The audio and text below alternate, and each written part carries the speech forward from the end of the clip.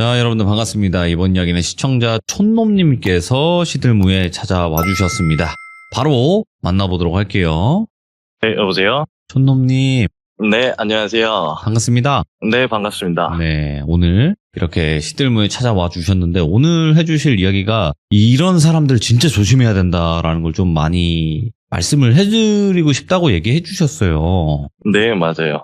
이게 대략 몇 년 전에 겪었던 이야기일까요? 지금으로부터 정확히 딱 13년 전, 제가 이제 갓 성인 됐을 때 이야기인데요. 예, 현실 공포죠, 사실. 그렇죠. 네, 사람이 진짜 사실- 이런 거 무서운 것 같아요. 네, 현실 속에 저희가 매일같이 접할 수 있고, 매일같이 마주칠 수 있는 거는 사람이잖아요. 그렇죠. 사람이란 거는 정말 상상 이상으로 생각보다도 더 무섭다는 사실을 한번 전달을 해드리고 싶어서 이렇게 의뢰를 했습니다. 직접 겪으셨다 보니까 아마 더 세세한 내용까지 말씀을 해주실 그렇죠. 수 있을 거다라고 저는 보는데 일단은 네. 지역이 어디였는지 큰 지역만 말씀해 주시면 좋을 것 같아요. 네, 현재 제가 거주하는 지역은 전라도인데요.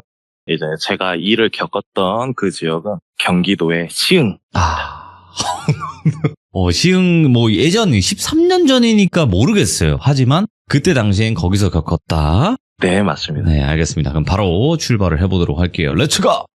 길이십니다. 촌놈이에요.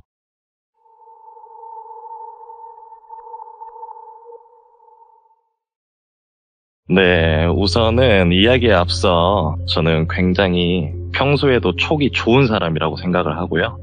그다음에 여러분들께 한마디 좀 전달드리고 싶은 건 예. 여러분들도 인생을 살아가시면서 분명히 겪게 되는 여러 가지 촉이 있으실 거예요.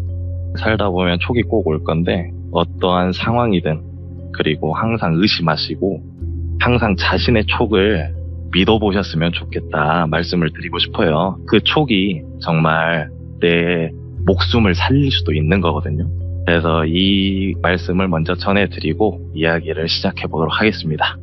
제가 지금으로부터 딱 13년 전 갓 20살이 됐었을 때요. 그러니까 지금으로부터 2011년도 이야기인데 제가 이제 학창시절 고등학교도 그렇고 촌에서 자랐기 때문에 사실 그 당시에는 배운 것도 많이 없었고 그리고 대학에 진학해야 되는 꿈도 없었고 사실 저는 주변에서 말하길 태어난 김에 살아간다 하는 되게 좀 좋게 말하면 쿨하게 살아오는 그런 타입이라서 어린 마음에 우선 막연하게 20살을 맞이하게 됐죠. 예. 근데 이제 20살이 갓 되어서 군대를 바로 가야 하는데 군대 가기 전에 무슨 일을 좀 해볼까 싶은 거예요. 돈은 필요하고 놀고도 싶고 예. 그래서 이제 주변 제 친구들이나 그 다음에 제 학창시절 선배들이 경기도 안산 혹은 시흥에 공단들이 굉장히 많으니 그쪽에 취직을 하면 돈도 그래도 공장 생산직 일들 하면 좀 몸은 힘들지만 그 당시에 용돈벌이 이상으로 돈을 많이 벌 수 있다라는 소개들을 많이 해주게 돼서 제가 20살이 되자마자 다른 거 다 제쳐두고 바로 경기도로 올라갔습니다. 그때 겪은 이야기입니다. 제가 한 회사의 공장 생산직으로 시흥으로 이제 취직이 되어서 그 회사에 입사를 했어요. 네. 그 회사에 입사를 하고 그 후에 잘 적응하고 잘 지내고 있었는데 지금은 어떤가 잘 모르겠어요, 사실.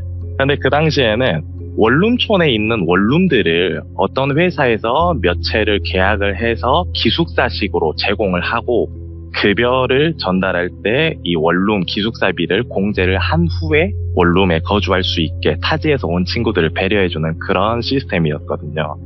그래서 제가 그 회사에서 구해준 원룸의 한 방을 이제 거주지로 얻게 되었고 그 동네에서 일어난 이야기인데요. 그 당시엔 시흥 같은 경우는 원룸촌들도 굉장히 활성화가 잘 되어 있지만 네. 다국적 인구들이 굉장히 많이 거주를 하고 있었던 지역인데 오. 그 당시 원룸들은 참 특이했어요. 지금은 제가 거주하고 있는 지역에 보면 그런 원룸들은 없었는데 그 당시 제가 거주했던 원룸촌의 원룸 형태들은 옛날 한 20년, 30년 정도 된 아파트들처럼 꼭 원룸 건물 입구 상단에 출입구 위에 크게 동수가 항상 적혀 있었어요. 모든 원룸이. 그래서 페인트 글씨로 적혀 있는 그 원룸을 보고 주소를 찾아도 될 만큼 원룸촌이 항상 원룸 자체가 찾기가 굉장히 쉽게 혹은 이야. 누가 봐도 어디에 살구나를 알 수 있게 네. 구조가 그렇게 잡혀있는 원룸촌에 제가 살고 있었어요.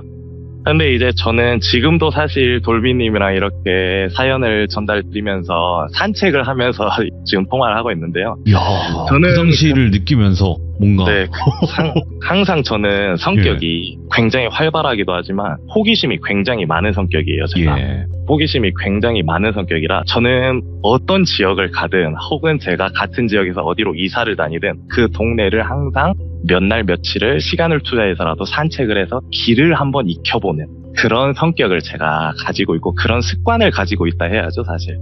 근데 또 제가 어릴 적부터 길눈도 좋고 그런 걸 알고 있어서 질이라도 빨리 익혀두면 나쁠 건 없으니 산책도 하고 집에 있기엔 따분하고 하니까 항상 저는 좀 산책을 많이 다닙니다. 근데 이제 그 원룸, 제 집이죠, 이제. 제 기숙사를 들어간 후부터 몇 날 며칠을 편의점도 돌아다니고 마트도 돌아다니고 어디 돌아다닐 때는 항상 그 일대를 무조건 걸어서 이동을 했어요. 그래서 저는 사실 며칠 만에 그 원룸촌 일대에 뭐 주소까지는 정확히는 모르겠지만은 지리들은 확실하게 여기에 어떤 동들이 있고 여기엔 어떤 동들이 있고 어떤 구조의 원룸들이 있고를 이미 빠삭하게 숙지를 해놓은 상태입니다. 대단하시네. 그래서 예. 그렇게 숙지를 하고 이제 뭐 아무렇지도 않게 회사 생활을 이어가고 있었죠. 근데 제가 다녔던 그 회사는 생산직이긴 하지만 사실상 그 회사원들이 많이 필요로 하는 회사들은 아니었기 때문에 뭐 교대 근무도 아니었던 정해진 시간에 출근을 하고 정해진 시간에 퇴근을 해도 되는 그런 작은 회사였어요. 예. 그래서 그 회사에서 당연히 이제 갓 20살이 된 제가 막내였고 제 바로 위에 8살 차이가 나는 형님 한 분이 계셨어요. 이제 그 형님을 제가 똘비 형님이라고 하겠습니다. 예. 네, 이제 똘비 형님이 앞으로 이 이야기에 자꾸 등장은 하긴 할 건데 똘비 형님은 어떻게 보면 8살이나 차이 나는 동생임에도 불구하고 저한테 굉장히 친근했고 예. 어릴 적부터 보고 자란 친한 형처럼 이렇게 해주는 형이었어요. 근데 그 형을 간단하게 좀 이야기를 하자면 어릴 적부터 아픔이 굉장히 많은 형이고 이제 저한테 나중에는 소주 한잔 하면서 이야기를 해주더라고요. 아, 형은 사실 사람 잘 안 믿는다. 오호. 근데 형은 이상하게 니한테는 말을 하고 싶다. 니도 타지에서 오지 않았냐. 형도 타지에서 온 사람이고 사실 형은 이 동네에 친구가 하나도 없어. 그래서 그런지 너가 자꾸 신경이 쓰여서 그러는데 야 항상 조심해라. 이 동네에서는 이런 말을 늘 저한테 자주 했던 형이에요. 근데 그 형이 이제 저한테 가정사를 슬슬 풀게 되면서 들은 말은 어릴 적에 어머님과 아버님이 일찍 이혼을 하시고 어머님은 이제 도망가셨고요.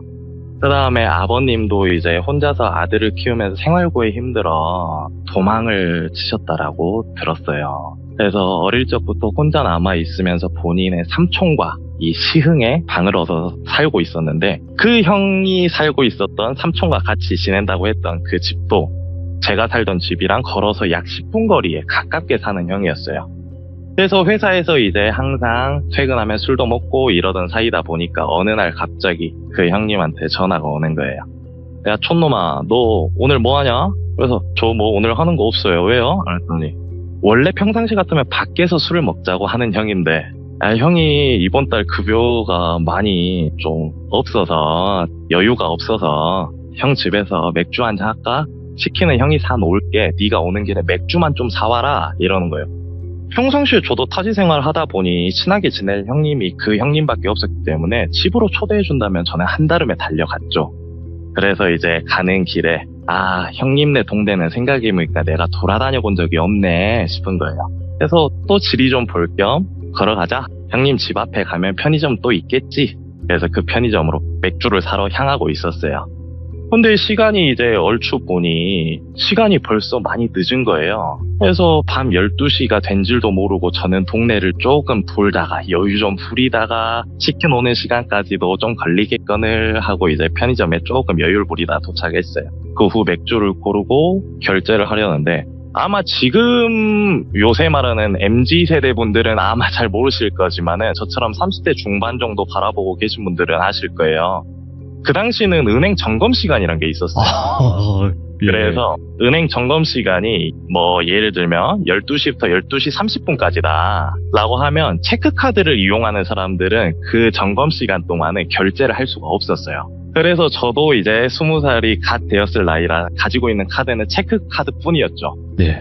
그래서 이제 맥주를 고르고 결제를 해야지 하는데 종업원분께서 저기요 은행 점검 시간이라 지금 결제가 안 되시는데 이런 거예요. 그래서 어떡하지 하다가 이왕 산책하려고 또 돌아다녔던 거 30분만 시간을 버티자 예. 하고 편의점에 나오기 전에 똘비 형님한테 전화를 했죠. 형님 제가 체크카드밖에 안 쓰는데 요 점검 시간 걸려버려가지고 아따 제가 한 30분까지는 기다렸다가 맥주 사가야 될 것 같은데요. 그랬더니 형님이 그러면 기다리고 있을게 뭐 천천히 사와 조심히 오고 항상 그 형은 저한테 이제 항상 조심해라 이런 말을 많이 했던 형이라서 그렇게 인사를 했죠. 그러고 이제 저는 그러면 30분까지 조금 산책이나 하자 하고 이제 편의점을 나왔어요. 편의점을 나와서 제가 편의점을 등지고 바로 왼쪽 골목으로 올라가고 있는데 편의점을 나온 지 몇 초 되지도 않아서 앞에서 굉장히 키가 작고 왜소한 여성분 한 분이 제 쪽을 향해서 오고 계신 거예요. 근데 저도 그 골목길을 많이 가보진 않았지만 느낌이 가로등도 많이 안 켜져 있고 그리고 그 동네가 사실 이제 제가 본론을 이야기할 때 나오겠지만 조금 다국적 사람들이 모여 살다 보니까 사건 사고 굉장히 많거든요. 그래서 저는 남자고 겁도 많이 없는 스타일이고 하다 보니까 밤에 산책을 다녀도 여성분들이 혼자 다니는 경우를 많이 목격한 적이 없었단 말이에요. 네네. 근데 키가 굉장히 작고 그렇게 왜소하신 분이 또 위아래로 옷을 조금은 잘 차려입은 듯한 모습으로 제 쪽을 향해 걸어오시는 거예요. 그래서 참 낯설다 신기하다 약간 의아함도 있었는데 저를 스쳐 지나가면서 살짝 보잖아요. 사실 사람이니까. 예예. 근데 굉장히 이쁘게 생기신 거예요. 그래서 이 시간에 저렇게 위험하시게 왜 저럴까? 이 동네는 이 시간에 돌아다니면 좀 그럴 건데 라는 생각으로 그냥 지나쳤어요. 근데 제가 지나친 지 약 3초 정도 지났을까요? 뒤에서 저기요 부르는 거예요 저를. 그래서 네?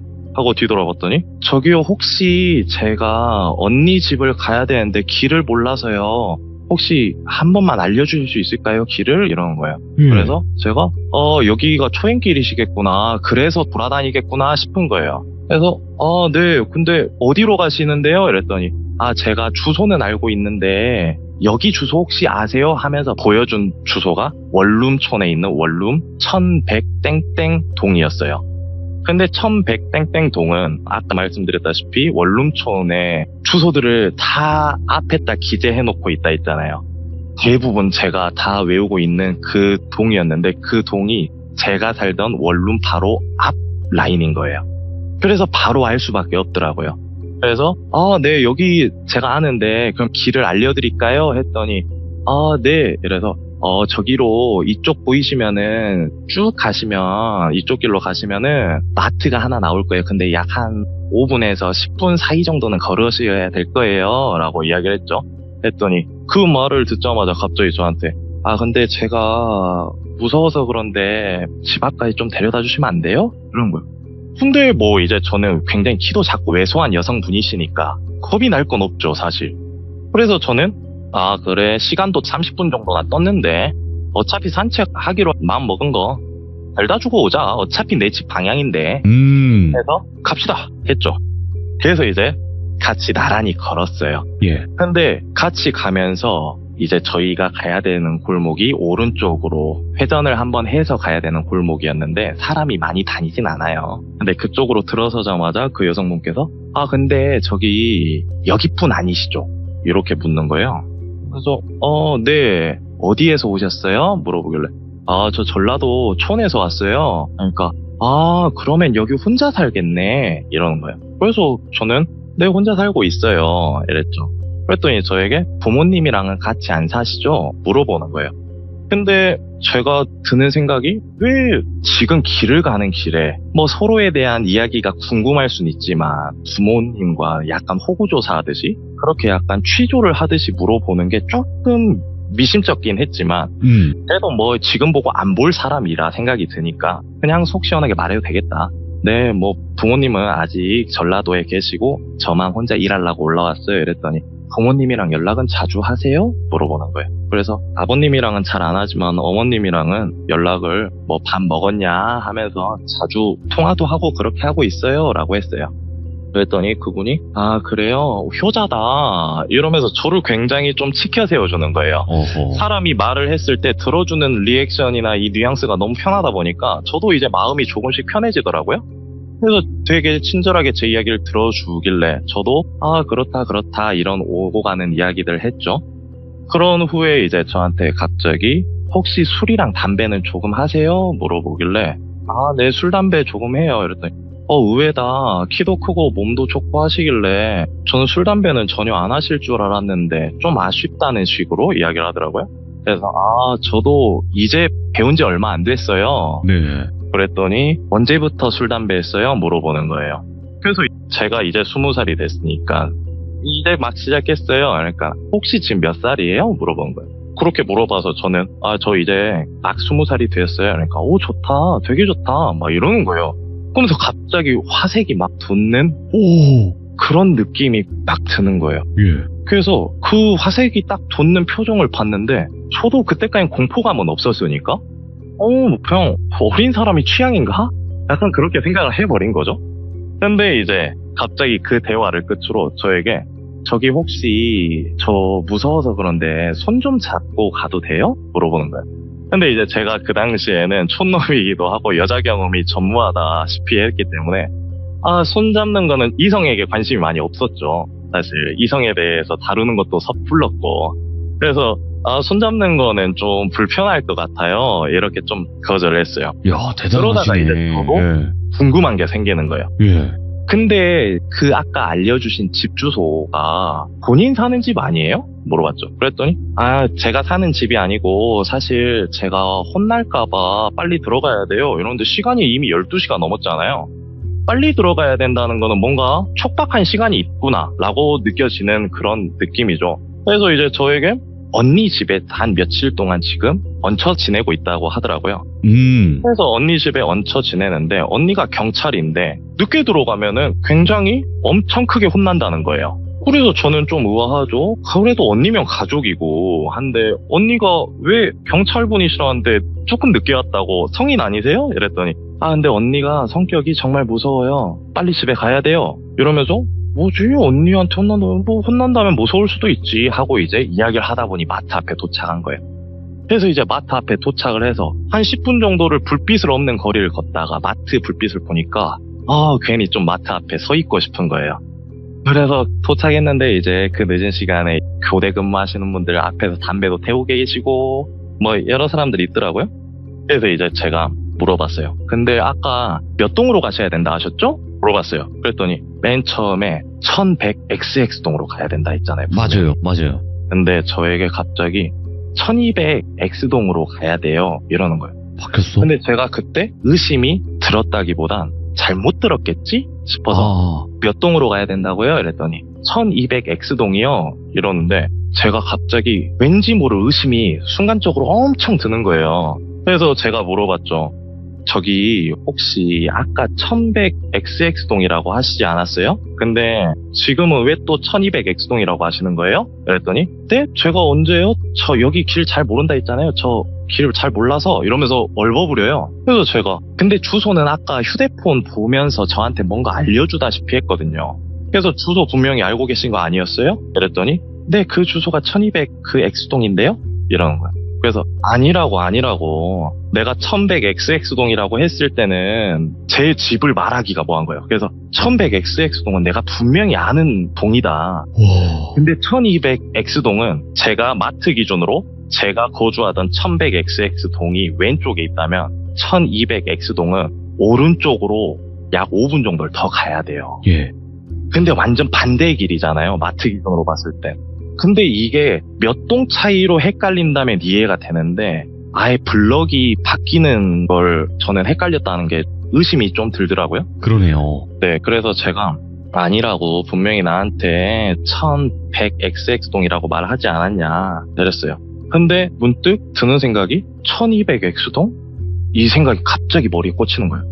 그래서 그 여성분한테 저기요 혹시 아까 1200 무슨 동이요? 그러니까 1200X동이요. 거기 말한 거예요? 그러니까는 거기 맞대요. 그래서 네. 생각을 해보니까 제가 그 자리에서 바로 굳은 채로 털이란 털이 진짜 쭈뼛쭈뼛 다 서버렸어요. 왜요? 제가 호기심도 많고 산책 다니는 걸 좋아해서 원룸촌 구석구석 골목을 다 돌아다니거든요. 저는 그냥 원룸촌에 뭐가 있는지까지 확인하려는 게 아니라 그냥 발길이 가는 데는 다 걸어가요. 그냥. 예. 근데 유일하게 그 원룸촌들은 어떻게 돼 있냐면 공장으로 꼭 찍어내듯이 일자로 배치가 되어 있어요. 네. 뭐 예를 들면은 1100동이다. 그러면 바로 앞에 1110동 뭐 이런 식으로 뭐 이렇게 다 일자로 쭈르륵 나열이 돼 있어요. 근데 이제 제가 1100동 라인을 다 본 후에는 1200 땡땡동 라인도 몇 번 봤죠. 근데 유일하게 딱 골목이 벽돌로 엄청 높게 쌓여놓은 것처럼 막다른 길이 있는 골목이 있어요. 그 동이 딱 이 여자가 말한 동인 거예요. 그래서 제가 낮에 산책을 다니면서 왜 여기만 막다른 길이지? 아, 나 또 돌아가야 되네. 귀찮네. 번거롭네. 이렇게 투덜댔던 경험도 있어서 우와. 그 동이 딱 생각이 나는 거예요. 근데 그 여자한테 저기 막다른 길이다 말하기가 뭐한 거예요. 혹시나 어떻게 될까봐 제가 그 순간. 그리고 몸도 얼어버렸고 입도 얼어버렸고 그래서 제가 저기는 절대 가면 안 되겠다 이런 생각을 하고 있었는데 저기 그러면은 저쪽으로 가셔서 저기 몇 번째 건물 보이시죠? 저기로 좌회전하시면 그 동이거든요. 거기로 가시고 혹시나 거기 가기가 무서우시면 언니한테 전화를 한번 해보시는 게 어때요? 그래도 가족인데 전화했다고 혼내진 않을 것 같은데 이랬더니 안 돼요. 저 지금 전화해서 언니 깨우면 저 언니한테 맞아주고요 하면서 말이 엄청 빨라진 거예요. 저 언니한테 진짜 맞아주고요. 저 지금 오늘 안에 안 들어가면 저 맞아주고요. 계속 이래요. 뭐야? 그래서 저는 이 사람 뭐야? 뭔가 있다. 근데 또 저는 몸이 얼어버려서 뭔가 행동을 취할 수가 없는 거예요. 그래서 이제 제가 우선은 나는 이 사람을 도울 때가 아니다. 예. 지금 나부터 이 공간을 벗어나서 이 생각을 지우자. 이 여자랑 같이 있으면 안 되겠다 싶어서 별의 별말을 다 했어요. 바로 코앞인데도 혹시 택시를 불러드릴까요? 아니면은 저기 조금만 더 가시면 택시 승강장이 있는데 택시 승강장 타서 이 주소 대고 거기다 내려달라고 해보시는 거 어때요? 별의별 말을 다 했어요. 걸어도 기본 요금도 안 나올 그 거리를요. 그랬더니 그 여자가 뭔가 망했다 이런 느낌의 표정이 딱 들더라고요. 그러더니 저를 꽉 껴안아요. 저를 꽉 껴안는데 제가 뭐지? 꽉 껴안고 갑자기 제 가슴팍에 얼굴 파묻은 채로 저를 빤히 올려다봐요. 그러고 옆을 한번 쓱 보는데 아까 제가 앞에 교대 근무하면서 담배 피시는 분들 이렇게 말씀드렸잖아요. 약 성인 남자가 3명 정도 서 있었어요. 저는 저 사람들 한 팬가 싶었는데 관심도 없더라고요. 그래서 와 이거 여기까지는 아니구나. 그래 마트 앞인데 누가 미쳤다고. 내가 괜히 오버하구나 싶은 거예요. 그래서 그 여자가 이제 고개를 파묻은 상태로 옆을 한번 보더니 고개를 들어서 제 얼굴 빤히 보면서 나 좀 데려다 주면 안 돼요? 계속 이래요. 그래서 제가 지금 사실 약속이 있었는데 저 약속 시간 늦을 것 같아요. 저 지금 가봐야 돼요. 저 빨리 가야 돼요. 이렇게 이야기를 계속하면서 둘러댔죠. 그랬더니 저 진짜 언니한테 맞아주고요. 제발 좀 데려다 주세요. 이런 거예요. 근데 제가 평상시 같으면 데려다 줄 법한데 데려다 주고 싶은 마음이 전혀 안 드는 거예요. 그래서 제가 가는 모습 지켜볼 테니까 저 약속을 잡아놓은 상태라 빨리 가야 된다. 빨리 가셨으면 좋겠다고 이랬더니 갑자기 저한테 본인 주머니에서 뭔가를 꺼내서 제 주머니에 쑥 넣는 거예요. 뭐야? 근데 봤더니 현금 10,000원짜리를 주는 거예요. 그게 무슨 뜻이었는지는 아직도 모르겠는데 저한테 하는 말이 여기까지 데려다줘서 고마워요. 퉁명스럽게 말투가 바뀌는 거예요. 근데 되게 기분이 오묘한 게 사실 무서운 일이 생긴 건 아니잖아요. 그냥 제 촉이 그랬을 뿐인데. 근데 이제 그 여자가 가야 되잖아요. 굉장히 뭔가 속 시원하지 못하게 가는 듯한? 그게 정말 언니한테 혼날까인지 뭐일지는 모르죠. 근데 그렇게 하고 이제 그 여자가 떨어져야 되잖아요. 저한테 가려면. 근데 떨어질 때 오묘한 비묘한 냄새가 나더라고요. 그게 뭐냐면 제가 이제 사는 그 동네는 공장에도 외국인 노동자분들이 몇 분씩 계세요. 그렇겠죠. 국적이 뭐 다양하세요. 뭐 중국도 있고 뭐 인도도 있고 뭐 이렇게 많은데 아무리 화장품이나 샴푸나 향수 냄새로 가리려고 해도 그 나라의 특유의 향신료 냄새가 있어요. 와. 근데 그 여성분한테 대화를 하면서 걸어오는 도중에도 마트 앞에서 서서 대화를 하는 도중에도 그 향신료 냄새가 나진 않았었는데 그 여자가 저한테 고개를 파묻고 껴안겼다가 떨어지는 순간에 그 미묘한 특유의 우리나라에서 맡을 수 없는 향신료 냄새가 나더라고요. 그래서 제가 갑자기 드는 생각이 외국 사람이구나. 분명히 이 사람 외국 사람이다.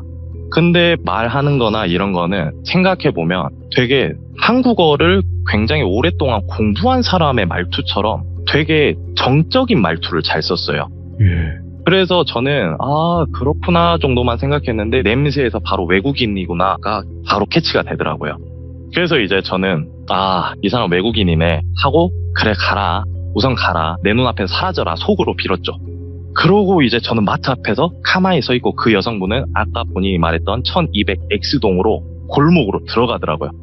그 모습을 보자마자 저는 바로 안도의 한숨과 함께 담배 한 대 펴야겠다. 그 자리에서 담배에 딱 불을 붙였어요. 담배에 불을 붙이고 약 2모금 정도 빨았나? 갑자기 그 골목에서 환한 라이트가 하나가 딱 켜지는 거예요. 이거는 집에서 방에서 켜는 라이트가 아니에요. 차가 비추는 골목 한 길을 쫙 비추는 라이트가 한 줄기가 딱 보여요. 그러더니 브레이크를 밟은 상태에서 악셀을 밟았는지 뭔지 모르겠지만 헛바퀴 도는 그 악셀 소리가 엄청 들리는 거예요. 붕붕붕붕붕 이렇게 하고 뭐야 오토바이를 저렇게 타는 사람은 아닐 것 같고 라이트가 그 정도 라이트가 아니었어요. 굉장히 센 라이트였거든요. 그래서 뭐지? 하고 있는 순간 갑자기 그 소리가 들리던 곳에서 차가 한 대가 빵 하고 나와요. 그러더니 마트에 제가 서 있었거든요. 마트 앞으로 전속력으로 밟고 오는 거예요. 저는 그 순간에 아무 생각도 안 들었어요. 죽었다라는 생각도 안 들고 도망가자는 생각도 안 들고 그냥 그 차만 멍하니 볼 수밖에 없더라고요. 공포란 게 겪어보니까 너무 무서운 거예요. 주변에 도와줄 사람도 아무도 없고 이런 생각도 안 들어요. 그냥 그 차만 멍하니 보게 되더라고요. 근데 저한테 달려오던 그 차가 급좌회전해서 그 속도를 받아서 그대로 가더라고요. 근데 제 눈에 똑똑히 보인 건 딱 2가지였어요. 굉장히 빨리 달려오는 검정색의 승합차. 네. 그 다음에 제 앞으로 급좌회전해서 지나가는 그 창문은 낮에 새벽에 라이트를 비추고 봐도 안 보일 만큼 검정색의 썬팅. 썬팅이 돼 있는 게 너무 보이는 거예요. 근데 그 차가 지나가면서 저한테 무언의 메시지를 꼭 남기는 듯한 느낌이 드는 거예요. 그 메시지가 무엇 같았냐면 너 오늘 운 좋은 줄 알아. 이런 메시지를 저한테 꼭 남기듯이 굉장히 속도를 빨리 밟고 왔다는 거는 야, 너 다 된 밥이었는데 너 오늘 운 좋은 줄 알아. 네 촉이 네 살렸네. 약간 이런 느낌이 드는 거예요. 와, 예.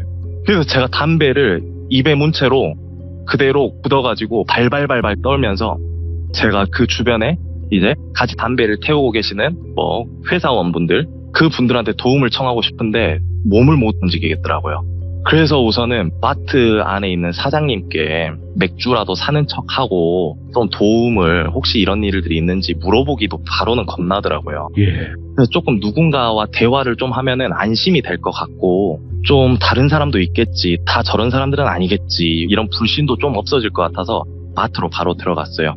근데 그 마트 사장님 이야기를 잠깐만 간략하게 하자면 네. 그 마트 사장님은 그 동네 보안관 같으신 분이세요. 오. 예전부터 유도 선수 출신이셨고 용감한 시민상도 뭐 3회 정도 받으셨던 걸로 알고 그다음에 뭐 다국적 뭐 강도들 이렇게 실랑이를 해서 강도들 잡고 실제로 뉴스에도 용감한 시민으로 몇 번 방송에 나오신 분이었어요. 예. 현체도 나이가 있으심에도 불구하고 굉장히 좋으셨고요.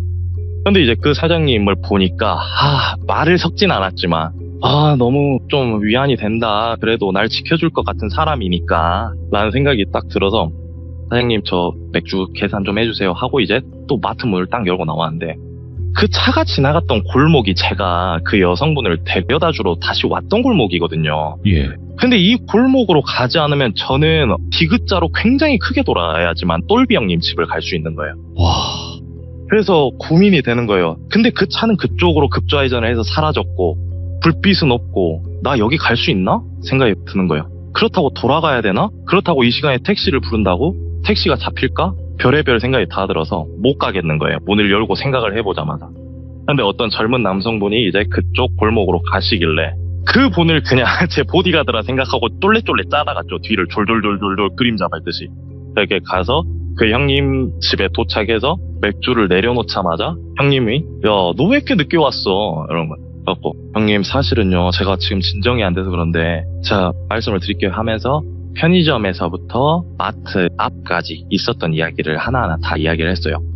그랬더니 그 형님이 하시는 말이, 야, 니 진짜 형이 늘 조심하라 한 게 뭐냐면은 그 촉 때문이야, 촉.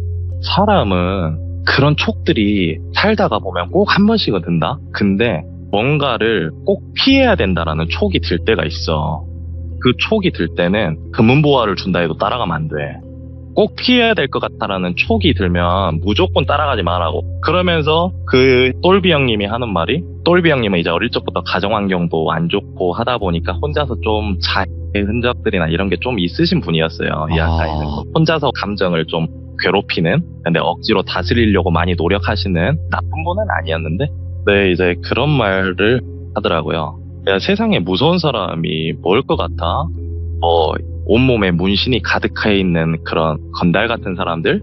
아니야. 아니면 형처럼 몸에 이렇게 자국이 많은 사람들? 아니야. 제일 무서운 거는 우리가 상식으로 이해할 수 없는 갈대가에 가버린 놈들, 잃을 거 없는 놈들이 제일 무서워. 와. 근데 너 거기 따라갔지? 스타렉스 나왔다고? 너 형이 한번 나중에 같이 가줄 수 있는데 아마 그게 우연히 일치겠어? 걔네 거기서 기다리고 있었던 거야, 너. 네가 걔네 건수였고 이런 말 하는 거야. 예. 저는 그날 술을 못 먹겠더라고요. 그래서 집에 돌아갈 그 힘도 없고 그 정신 상태도 아니어서 똘비 형님 집에서 하루를 자고 이제 아침 일찍 나와서 왔어요.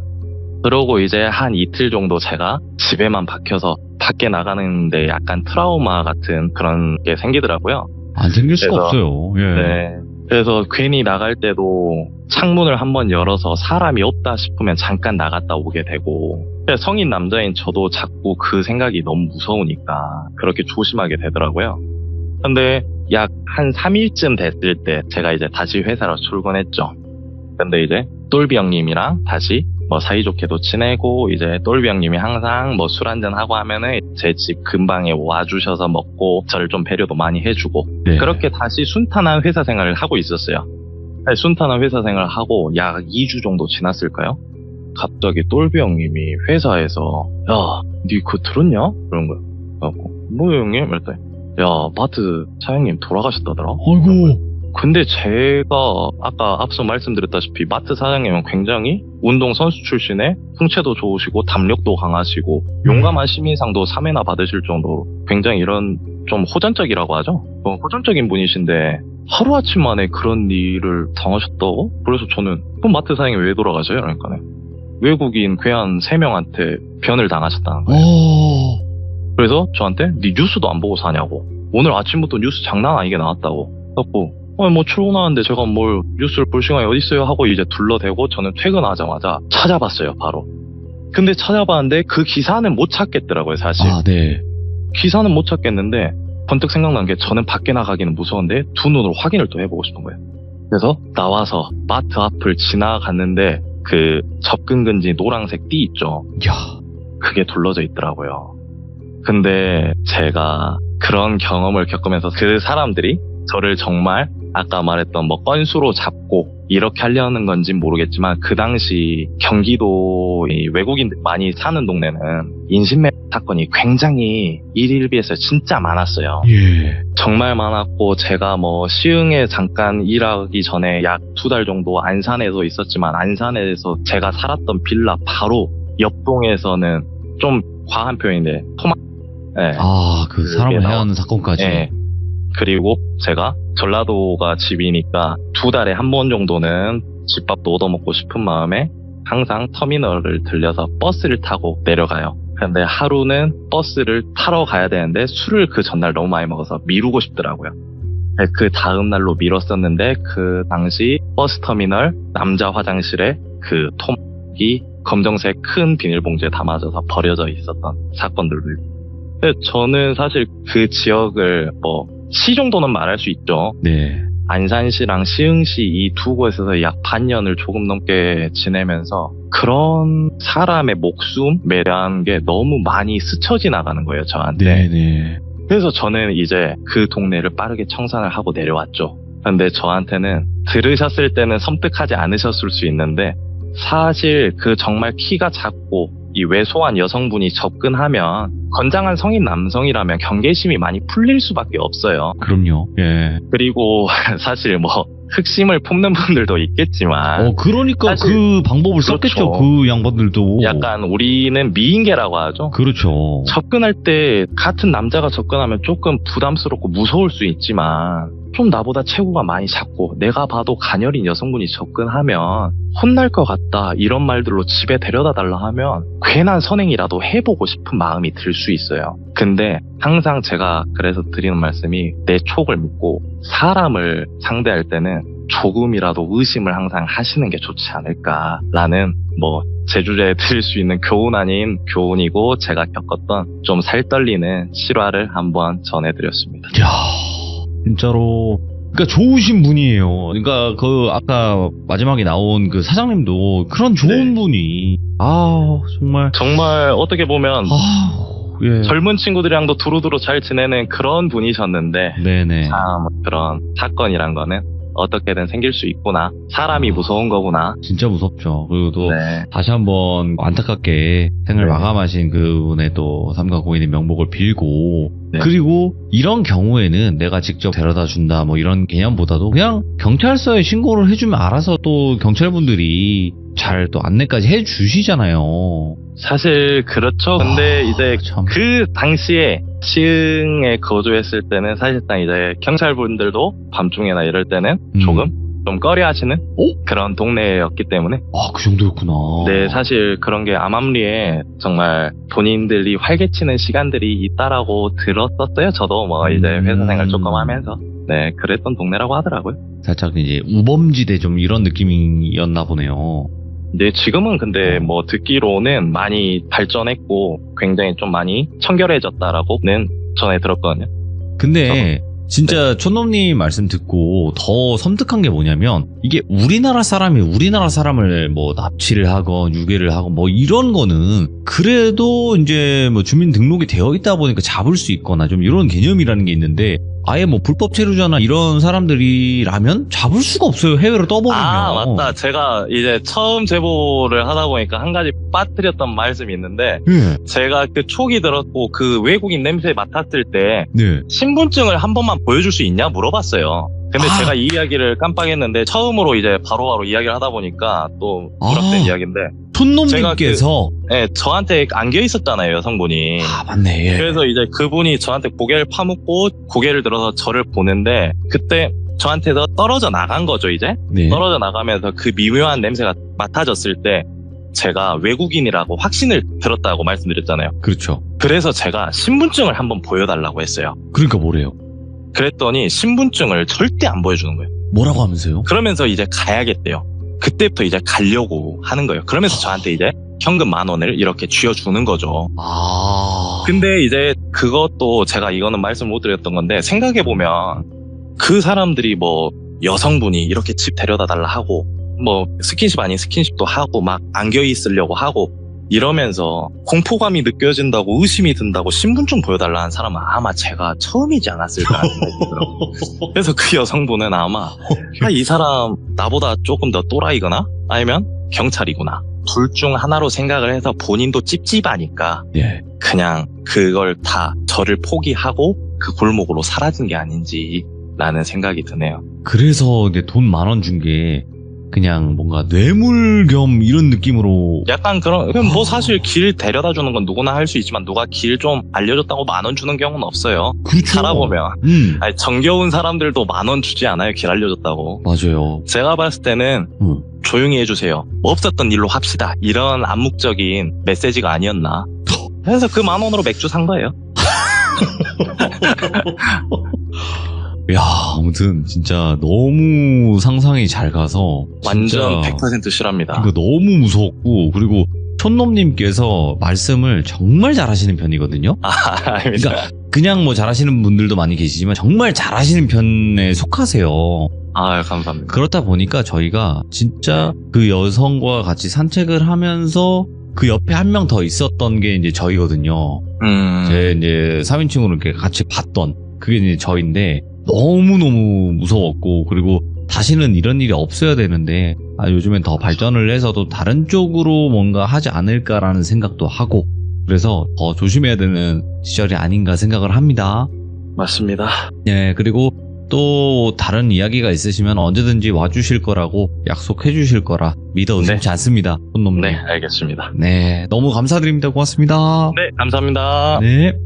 여러분들, 여기서 자칫 잘못했다가 진짜 이 미인계에 넘어가게 됐었을 때는 어떻게 됐었을까요? 그냥 단순 우리가 생각하는 이런 문제였을까요? 아니면 어딘가로 팔려가서 강제 노동을 했을까? 그거는 아무도 몰라요, 여러분들. 하지만 좀 느낌이 있긴 하죠. 그 질문들이나 이런 거 봤을 때. 그래서 혹시라도 여러분들께서는 그 사람이 만약에 성공했으면 어떤 일로 또 이런 일들이 이어졌을까라는 걸 댓글로 꼭 남겨주시길 바라고요. 항상 조심하시길 바라겠습니다. 감사합니다.